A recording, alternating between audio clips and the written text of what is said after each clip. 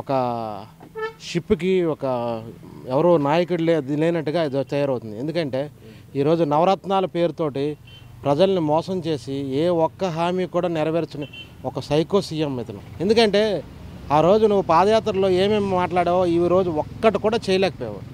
Pension అన్నారు, pension కూడా జరగలేదు. పెంచుతానన్నారు, రాగానే 3000 చేస్తున్నారు, 3000 విడతలుగా అన్నావు, అది కూడా కాలేదు. ఈరోజు పాదయాత్రలో ప్రతి ఒక్కరికి కూడాను ఒక హామీ ఇచ్చారు, ఆ హామీ నెరవేర్చారు. ఈరోజు అంగన్వాడీ కార్యకర్తలు, అంగన్వాడీ వాళ్ళు రోడ్డు మీద పడ్డారు. అలాగే శ్రామికులు, టీచర్స్, పూర్తిగా రాష్ట్రం అస్తవ్యస్తం అయిపోయింది. ఈరోజు కానీ మళ్ళీ చంద్రబాబు నాయుడే కానీ సీఎం కాకపోతే రాష్ట్రం అండమాన్ నికోబార్ కన్నా దరిద్రంగా తయారవుద్ది. ఒక మంచి నాయకుడిని వదులుకొని ప్రజలు ఒక ఛాన్స్ అని చేసి చాలా తప్పు చేశారు. ఈరోజు ప్రజలందరూ బాధపడుతున్నారు.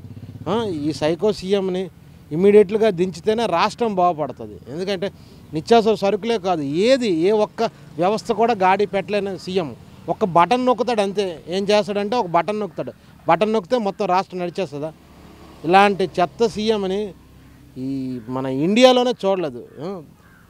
ఇలాంటి టైంలో అయితే మనకి చంద్రబాబు నాయుడు గారు వచ్చి ఈ గాడిని సక్రమంగా చేయాలి. ఈరోజు రాష్ట్ర బడ్జెట్ ఆ రోజు 16,000 కోట్లు లోటు బడ్జెట్ మీద చంద్రబాబు నాయుడు తెచ్చారు. అమరావతిని అన్నింటినీ చక్కగా చేస్తే ఇతను వచ్చి కూల్చడం తప్ప కానీ వేరేది ఏం చేయలేదు. ఆయన పెట్టిన పథకాలు అన్న క్యాంటీన్ ఉంది, అది పేదవాళ్ళు ఎంతమంది తినేవారు. ఈరోజు ఏది అన్న క్యాంటీన్ అది కూడా లేదు.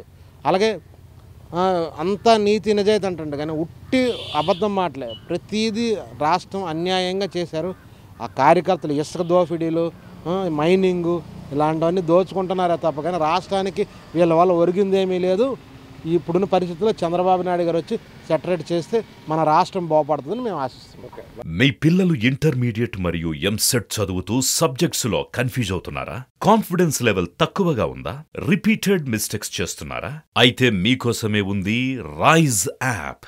1 lakh question bank, performance analysis, online classes by experts, ఇంకా మరెన్నో ఫీచర్స్ తో మీ ముందుకొచ్చింది Rise the perfect guide. Description లో ఉన్న లింకును ఉపయోగించి సబ్స్క్రైబ్ అవ్వండి.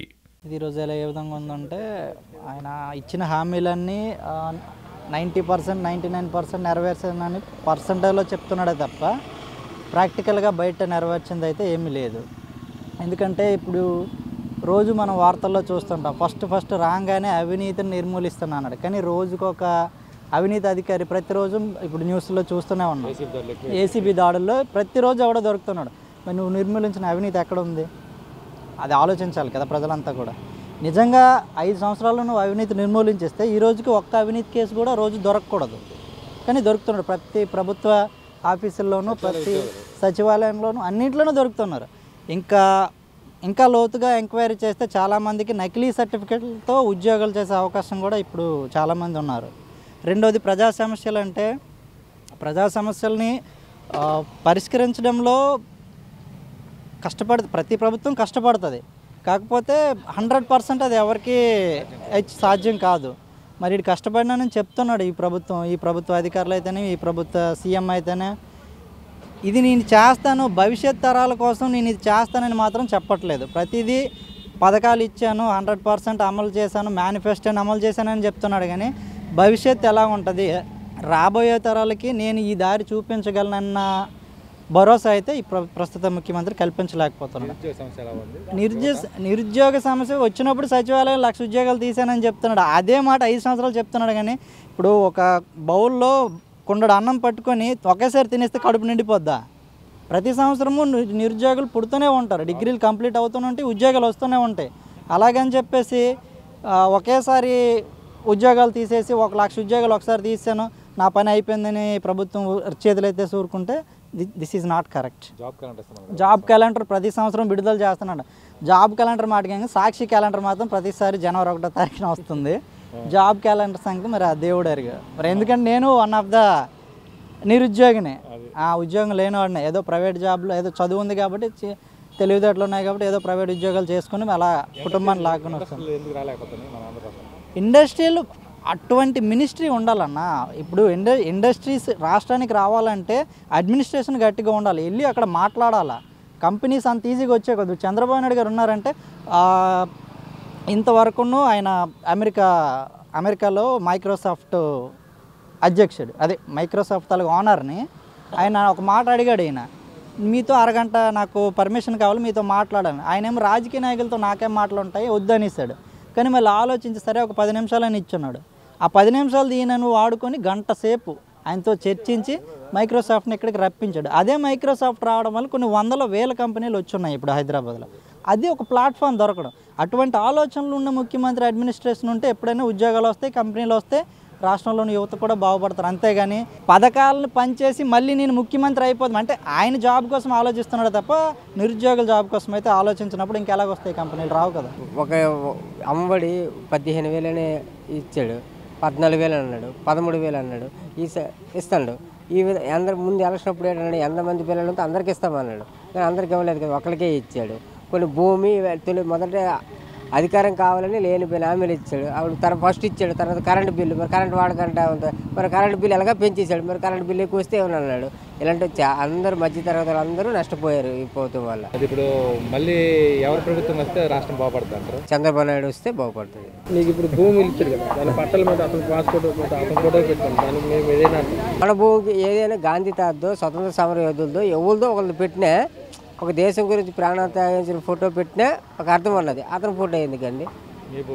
అది స్వతంత్ర సమర యోధులతో ఎవరిదో ఒకరిది పెట్టినా బాధలేదు.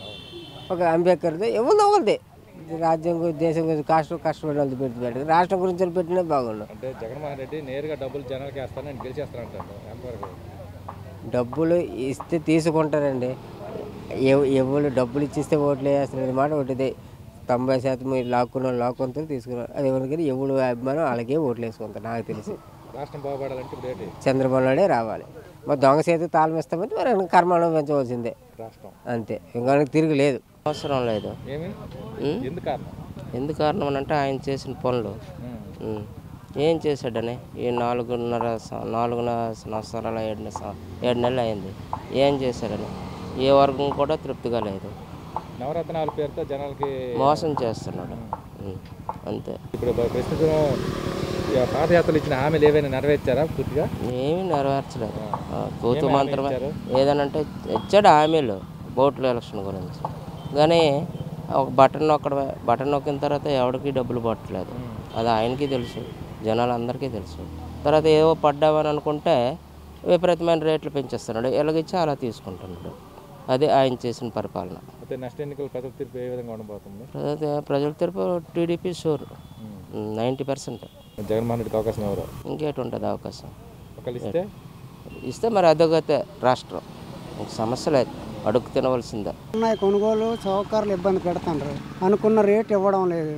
గవర్నమెంట్ ఇచ్చిన రేటు రైతులకు ఇబ్బంది పెడతాండ్రు. ఇక్కడ 4 కేజీలు తీసుకుంటారు ప్రతి మిల్లర్లను. వాళ్ళతోటే ఇబ్బంది పడతాను. సరే అక్కడ గవర్నమెంట్ రేటు వేరేగా చూపిస్తున్నారు. అక్కడ సచివాలయంకి వెళ్తే సచివాలయంలో ఏం చెప్తున్నారంటే ఇప్పుడు నేను 40 బ్యాగులు పట్టుకెళ్ళాను. వాళ్ళు అక్కడ రేటు వేశారు, పర్సెంటేజ్ చూపించారు. ఇటుకెళ్ళి ఆ పలానా మిల్లులు వేయి అన్నారు. ఆ మిల్లుకి వేసాం. వాళ్ళు 4 కేజీలు కొట్టేసి ఇచ్చారు సరుకు రేట్లు. ఇంకేం చెప్పుకుంటాం? మరి గవర్నమెంట్ ఇచ్చిన రేటు అనుకోవడమా ఇది? మా లాస్ మాకు అంటే మా సరుకులో ఇబ్బందులు ఉన్నాయని వీళ్ళు చెప్తున్నారు మిల్లరోళ్ళు. లేట్ చెప్తున్నారంటే అక్కడ పట్టుకెళ్ళండి, మీరు వాళ్ళు ఇచ్చిన సార్ వాళ్ళు ఏ రేటు అయితే అదే తీసుకోండి అని చెప్తున్నారు. మేము ఎవరితో దెబ్బలాడతాం, గవర్నమెంట్ తోటి కూడా దెబ్బలాడలేము. రైతులు నష్టపోతున్నాం. అదే ఆ విషయం ఏదో మీరు కొంచెం గమనించమని చెప్తాం. అంటే చాలా ప్రభుత్వాలు చూశారు కదా, గత ప్రభుత్వాలకి తేడా ఏమైనా ఉందా? ప్రభుత్వం అంటే ఈ గవర్నమెంట్ ప్రభుత్వం ప్రజాస్వామ్యం గవర్నమెంటే కాదనలేను, కానీ ప్రజల్ని ఆదుకుంటుంది బటన్ నొక్కి. కాకపోతే తాగుబోతులు అయిపోయి బేవర్సిగాలు అయిపోతున్నారు జనాలు. బాగా ఆ ఇబ్బంది అంటూ లేకుండా క్రమశిక్షణ తెచ్చి ఈ పథకం అంటే మంచివే. అన్ని పథకాలు నవరత్నాల పథకాలు అన్నీ మంచివే, ప్రజాశక్తికి చూపిస్తున్నాయి, ప్రజలకు ఆమోదం పడుతున్నాయి. కొంతమంది ఉపయోగించుకుంటున్నారు, కొంతమంది ఉపయోగించుకోవడం లేదు. అంటే కొంతమంది తాగుడు బానిస అయిపోయి ఇంటికాడ అల్లర్లు పడుకొని నానా ఇబ్బందులు పెడుతున్నారు. అవన్నీ కూడా గవర్నమెంట్ చేయలేదు కదా. మన సిఈ గారు, ఏఈ గారు, డిఎస్పి గారు లేదంటే ఒక పోలీస్ క్రమశిక్షణలోన విలేజీలకి ఒక పర్సంటేజ్ వేసి అవి ఏంటంటే పూర్తిగా క్రమశిక్షణ చేస్తే గవర్నమెంట్ మంచిదే. ఈ గవర్నమెంట్ కంటే మంచిది లేదు. ఈ గవర్నమెంట్ మంచిదే, కాకపోతే ఏంటంటే నేషనల్ ఫ్రంట్కి మనం ఏం చేయలేము. ఫ్రంట్ ఎలాగ ఉంటుందా, గవర్నమెంట్ ఎలాగ ఉంటుందా నేను చెప్పలేను. ప్రజా తీర్పు కావాలనుకుంటే ఒక మండలానికి ఒక డివిజన్ ఉంది, ఒక నియోజకవర్గం డివిజన్ ఉంది, అందులో పోలీస్ సెక్షన్లు ఉన్నాయి. ఆ విలేజ్లు అంటే వెళ్ళి ఆ బానిస అవ్వకుండా డ్వాక్రా మహిళలు ఉన్నారు, డ్వాక్రా మహిళలకి కొంచెం క్రమశిక్షణ ఇచ్చి అదే అందులోనే గ్రామ సభ ఉంది, ప్రతి గ్రామానికి గ్రామ సభ ఉంది. అది నెలనాడో 10 నాడో చేస్తాను అంటారు, చేయడం లేదు. ప్రజలు మార్పు కోరుకోవాలనుకుంటున్నారు, కరెక్టేనా? అది మొత్తం నిజమేనండి సార్. ఎందుకని డబ్బులు ఇప్పుడు పెద్దింటోళ్ళం మనం, పేదింటోడు డబ్బులు ఇస్తే ఏడు చెప్తాడు మన సమాధానం. మనం పెద్దింటోళ్ళమే, వాళ్ళు బాగుపడాలని మనం డబ్బులు ఇస్తున్నాం. వాళ్ళు ఏడు చేస్తారంటే మనకాడో మాట్లాడుతున్నారు, ఆడికాడో మాట్లాడుతున్నారు. పెద్దింటోడి కాడ పెద్ద మాట్లాడుతున్నారు, ఆ కొట్టోడి కాడికి వెళ్ళి తాగేసి వచ్చి ఆడు మాకు ఇచ్చింది ఏటి ఉంది, మా కష్టం మాకే ఇస్తాడు కదా అని అంటారు. ఇది ప్రజల్లో ఉన్న